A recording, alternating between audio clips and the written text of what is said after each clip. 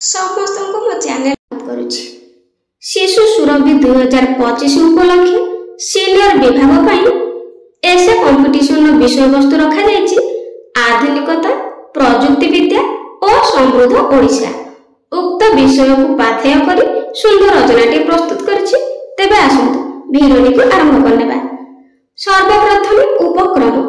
ଆମ ଓଡ଼ିଶା ହେଉଛି ଏକ ଖଣିଜ ସମ୍ପଦପୂର୍ଣ୍ଣ ନୈସର୍ଗିକ ସବୁଜ ବନାନୀରେ ପରିପୂର୍ଣ୍ଣ ରତ୍ନର ଭଣ୍ଡାର ଓ ପ୍ରଯୁକ୍ତି ବିଦ୍ୟାରେ ପରିପୂର୍ଣ୍ଣ ଗନ୍ତାଘର ଅଟେ। ସମୃଦ୍ଧ ଓଡ଼ିଶା ହେଉଛି ଦ୍ରୁତ ଶିଳ୍ପାୟନ ଓ ପ୍ରଯୁକ୍ତି ବିଦ୍ୟାରେ ପରିପୂର୍ଣ୍ଣ ବିକଶିତ ରାଜ୍ୟ ଅଟେ। ପ୍ରଯୁକ୍ତି ବିଦ୍ୟାକୁ ଆଧାର ଓ ଆଧୁନିକତାର ପରିଚୟ। ଆଧୁନିକତାର ଅର୍ଥ ହେଉଛି ଦ୍ରୁତ ଶିଳ୍ପାୟନ, ଶିକ୍ଷା, କୃଷି ଓ ସ୍ୱାସ୍ଥ୍ୟର ବିକାଶ।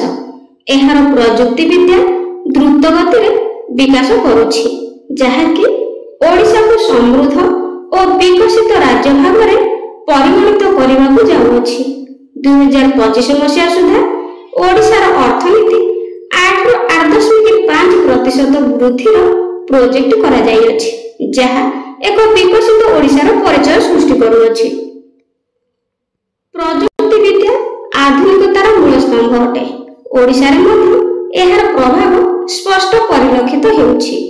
2025 ମସିହାରେ ରାଜ୍ୟ ସରକାରଙ୍କ ଦ୍ୱାରା ପ୍ରକାଶିତ ଆଇଟି ନୀତି ଆଇଟି ପଲିସି 2025 ଡିଜିଟାଲ କ୍ଷେତ୍ରରେ ବିକାଶ ଓ ନବୀନତାକୁ ପ୍ରୋତ୍ସାହିତ କରିବାକୁ ଲକ୍ଷ୍ୟ ରଖିଛି।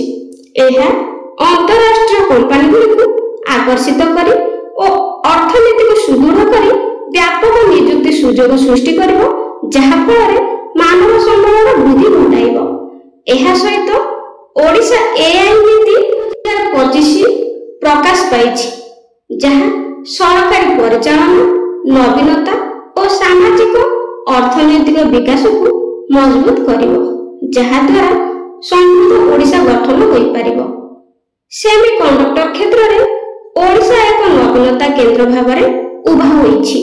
2025 ମଧ୍ୟରେ କେନ୍ଦ୍ରୀୟ cabinet Bharat semiconductor mission, India semiconductor mission ଅଧୀନରେ 4ଟି ପ୍ରୋଜେକ୍ଟକୁ ଅନୁମୋଦନ ଦେଇଛି, ଯାହା ଓଡ଼ିଶାକୁ ଏହାର ଭବିଷ୍ୟତ ସମ୍ଭାବନା ବଢ଼ାଇବ।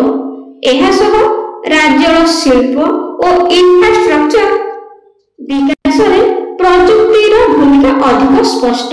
ଉଦାହରଣ ସ୍ୱରୂପ ଓଡ଼ିଶାର କୋଭାର, ପାରାଦୀପ ଓ ଅନ୍ୟାନ୍ୟ ଆର୍ଥିକ କେନ୍ଦ୍ରଗୁଡ଼ିକ ଓଡ଼ିଶା ଭିଜନ 2036ରୁ 2047 ଅନୁଯାୟୀ ଶିଳ୍ପାଞ୍ଚଳ ଓ ମହିଳା ନେତୃତ୍ୱାଧୀନ ବିକାଶକୁ ପ୍ରାଧାନ୍ୟ ଦେଉଛନ୍ତି।